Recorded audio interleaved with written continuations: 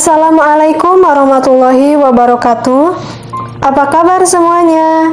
Semoga kalian senantiasa dalam keadaan yang sehat walafiat dimanapun kalian berada. Bersama kami dari kelompok 11 mata kuliah perkembangan peserta didik di SD, kali ini kita akan belajar bersama dan berbagi informasi mengenai kecerdasan majemuk atau multiple intelligences. Oke, tanpa berlama-lama, langsung saja.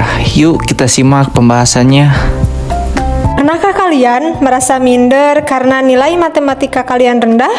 Atau pernahkah kalian merasa malu karena tidak pandai berolahraga seperti teman-teman yang lainnya? Mulai sekarang, buang jauh-jauh perasaan minder dari dalam dirimu itu. Untuk itu, mari kita pahami bersama teori kecerdasan majemuk atau multiple intelligences. Kebanyakan orang masih beranggapan bahwa anak yang cerdas ialah yang ber-IQ tinggi, memiliki nilai yang bagus atau pandai dalam ilmu eksak. Padahal, kesuksesan seseorang tidak hanya ditentukan oleh hal-hal tersebut, tetapi lebih luas daripada itu. Setiap orang memiliki potensi masing-masing yang dapat membawa mereka mencapai kesuksesan. Apabila kita masih berpedoman bahwa kecerdasan hanya dilihat dari nilai mata pelajaran di sekolah, maka persepsi kecerdasan seperti ini sangatlah sempit. Potensi kecerdasan tidak hanya diukur melalui kemampuan dalam mengerjakan soal-soal di sekolah, karena itu hanyalah salah satu dari berbagai potensi kecerdasan manusia. Kecerdasan sendiri terdiri dari 9 jenis atau yang disebut dengan kecerdasan majemuk.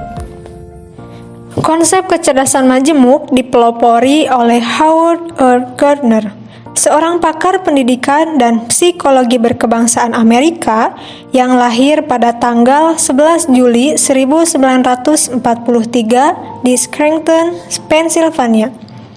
Konsep ini mulai diperkenalkan pada tahun 1983 melalui buku yang berjudul Frames of Mind, yang di dalamnya dikemukakan 7 teori kecerdasan. Namun, pada tahun 1990, jumlah kecerdasan majemuk berubah menjadi 8 jenis dengan tambahan kecerdasan naturalis. Dan terakhir, Howard Gardner memunculkan adanya kecerdasan yang ke-9, yaitu kecerdasan eksistensial.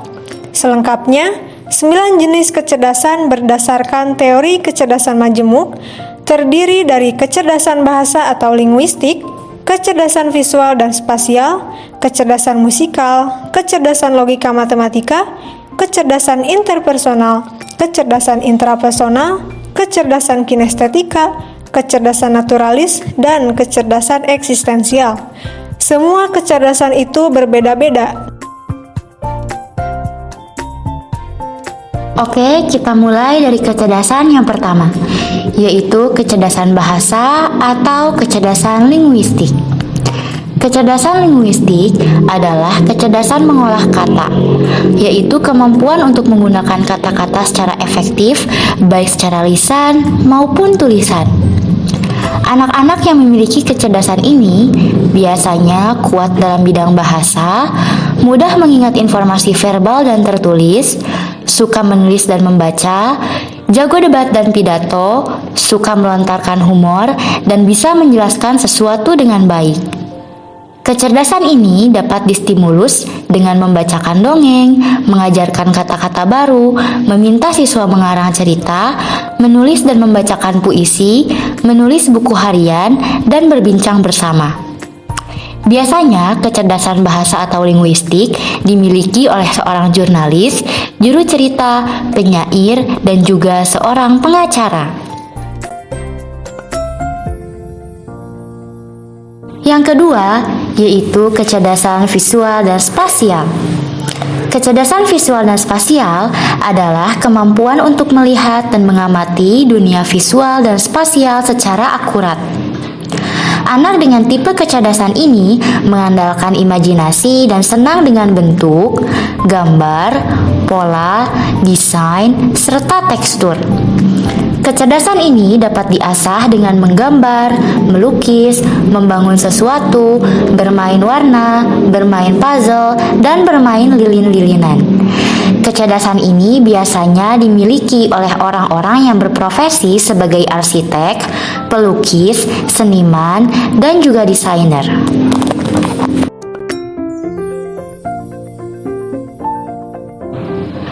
Yang ketiga yaitu kecerdasan musikal. Kecerdasan musikal adalah kemampuan untuk menikmati, mengamati, membedakan, mengarang, membentuk, dan mengekspresikan bentuk-bentuk musik. Anak dengan tipe kecerdasan musikal akan memiliki kepekaan terhadap ritme, serta mampu memahami dan membuat melodi, irama, nada, vibrasi, suara, dan ketukan menjadi sebuah musik. Kecerdasan musikal dapat diasah dengan memberi anak berbagai jenis musik, menganalisis perbedaan suara, mendengarkan suara alam, dan bermain untuk menciptakan lagu. Kecerdasan ini biasanya dimiliki oleh para musisi, komponis, dan juga penyanyi. Yang keempat yaitu kecerdasan logika matematika. Kecerdasan logika matematika adalah kecerdasan dalam hal angka dan logika, yaitu kemampuan seseorang dalam memecahkan masalah secara logis. Anak yang memiliki kecerdasan ini cenderung suka menghitung, pandai mengatur strategi, suka bereksperimen, dan berpikir secara logis. Untuk mengasah kecerdasan logika matematika pada anak dapat dilakukan dengan cara permainan analisis, berhitung, serta pergi ke museum ilmu pengetahuan dan sains. Kecerdasan ini merupakan kecerdasan yang dimiliki oleh para ilmuwan, akuntan, dan pemrogram komputer.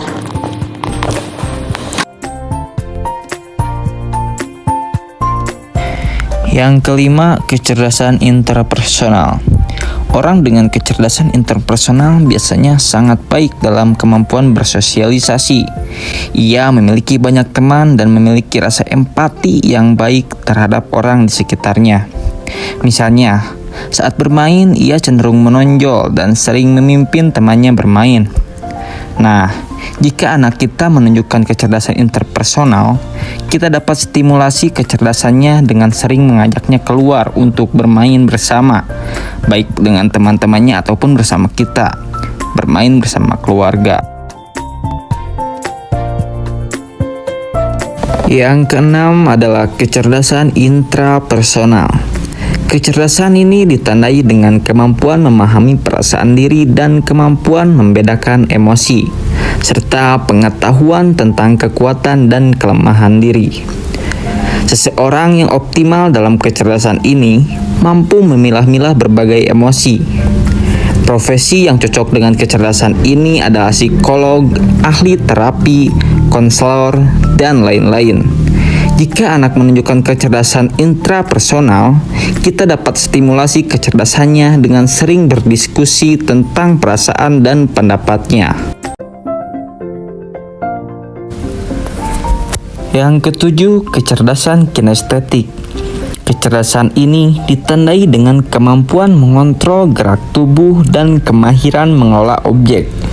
Seseorang yang optimal dalam kecerdasan ini mampu menggunakan seluruh tubuh untuk mengekspresikan ide dan perasaan. Mereka cenderung menyukai dan efektif dalam hal mengekspresikan dalam mimik atau gaya, atletik, menari dan menatap tari, serta kemampuan koordinasi tangan dan mata. Profesi yang cocok untuk kecerdasan ini adalah atlet, penari, aktor, ahli terapi fisik, dan lain sebagainya. Yang kedelapan yaitu kecerdasan naturalis. Kecerdasan ini ditandai dengan keahlian membedakan anggota-anggota suatu spesies, serta mengenali eksistensi spesies lain dan mematakan hubungan antara spesies lain baik secara formal maupun informal. Seseorang yang mempunyai kecerdasan naturalis cenderung menyukai tumbuhan dan hewan, juga efektif dalam menganalisis persamaan dan perbedaan. Profesi yang cocok dengan kecerdasan ini adalah dokter hewan, ahli biologi, pengurus organisasi lingkungan hidup, dan lain sebagainya. Jika seseorang anak mempunyai kecerdasan naturalis, kita dapat stimulasi dengan mengajaknya bereksplorasi di alam bebas sambil mengajaknya berdiskusi.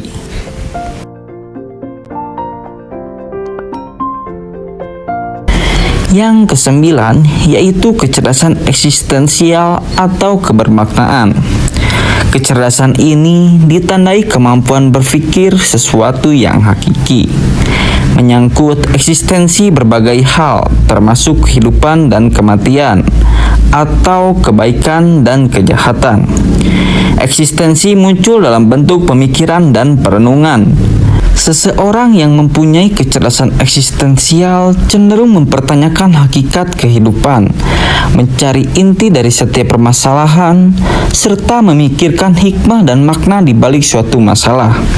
Seseorang yang mempunyai kecerdasan eksistensial ini seperti ulama, pendeta, ahli filsafat, dan lain sebagainya. Nah, itulah 9 jenis kecerdasan majemuk yang ada pada diri seseorang. Pada dasarnya, kecerdasan adalah kemampuan yang dimiliki seseorang yang meliputi pengetahuan, keterampilan, dan keahlian untuk menyelesaikan masalahnya. Hakikatnya, setiap individu memiliki kecerdasan majemuk. Akan tetapi, kombinasi dan porsi kecerdasan yang dimiliki setiap individu tidaklah sama. Tergantung bagaimana cara mengembangkan segala kecerdasan yang telah ada. Terus belajar dan jangan pernah berhenti. See you next time. Wassalamualaikum warahmatullahi wabarakatuh.